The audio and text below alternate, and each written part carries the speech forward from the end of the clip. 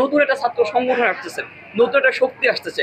একই সাথে বলেছে ডাবি সিন্ডিকেট, একই সাথে রিবাত রশিদকে চাচ্ছেন, তারা প্রাইভেটকে স্টেক পায় না বলে তারা আসে নাই। এটা কোনো বইচার, কোনো এক্সটেন্ডেড কোনো প্ল্যাটফর্ম না যেটা প্রাইভেট থাকাই লাগবে, এখানে ছাত্র থাকাই লাগবে, এমন কোনো বাধ্যবাধকতা আছে বলে আমার মনে হয় না।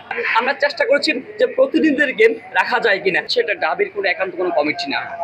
আবার একই সাথে যে আমি যে সবাইকে রাখতে বাধ্য, এটা তো হচ্ছে কি আপনার বইচার কোনো এক্সটেন্ডেড কমিটি না, অথবা এটাকে বইচাকে পুঁজি করে করতেছি না, বিষয়টা তেমন না। যদি আমি বইচাকে পুঁজি করেই করি সেক্ষেত্রে হচ্ছে আমি সবাইকে রাখতে বাধ্য।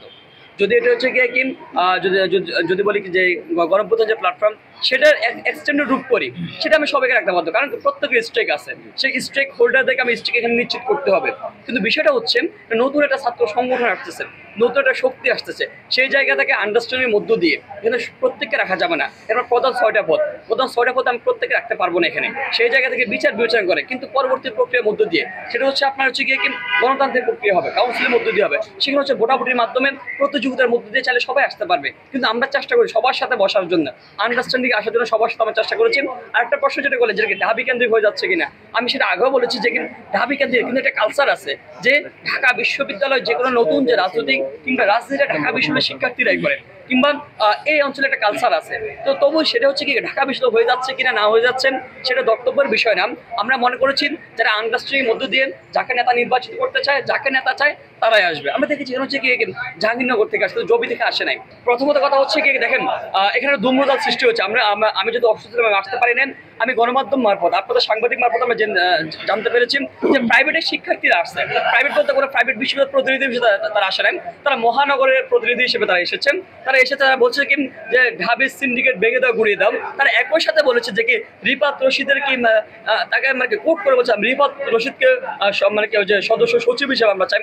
একই সাথে বলেছে ডাবি সিন্ডিকেট, একই সাথে রিফাত রশিদকে চাচ্ছেন। তো এটা হচ্ছে কি কন্ট্রাডিক্টরি, মানে হচ্ছে কি সেটা আপনারা ভালো করে বুঝে নেবেন। তো সেই জায়গায় যদি তাদের অবস্থান কিন্তু আমরা চিন্তা ভাবনা করি, তাহলে সেটা কখনোই হচ্ছেন তারা প্রাইভেটকে স্টেক পায় না বলে তারা আসে নাই।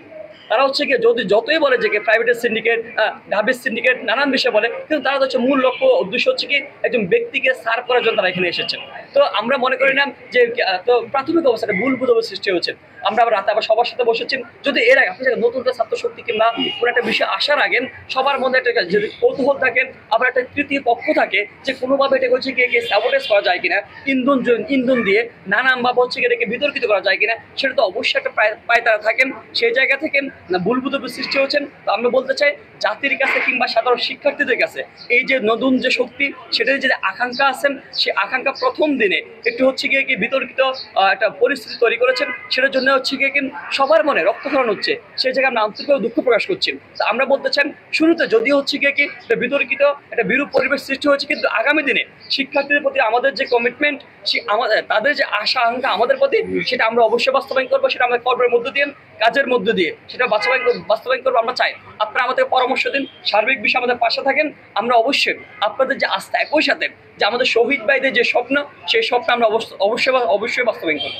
গণতান্ত্রিক প্রক্রিয়ার বিষয়টা হচ্ছে দেখেন, প্রথমত আহ্বায়ক কমিটি আপনার কাউন্সিলের মধ্য দিয়ে হয় না। স্বাভাবিকভাবে আপনার কাউন্সিলর কে থাকবে, আপনি সেটা থেকে কোন ক্রাইটেরিয়ার ভিত্তিতে কাউন্সিলর আপনি নির্ধারণ করবেন, সেটা তো আপনার এখানে কোনো কি স্ট্যান্ডার্ড কোনো কিছু নেই যে আপনি কাকে কাউন্সিলর পদে রাখবেন, কে হচ্ছে ভোট দিতে পারবে কে, সেটা নাই। স্বাভাবিকভাবে আহ্বায়ক কমিটি আন্ডারস্ট্যান্ডিংয়ের মধ্য দিয়ে হয়। আমরা প্রত্যেকটা যারা হচ্ছে আসতে আগ্রহী, যারা হচ্ছে কি তার দায়টা পূরণ করতে চায়, নতুনভাবে ক্যাম্পাসে নতুন একটা ব্যবস্থা হাজির করতে চায়, সবার সাথে আমরা বসেছি।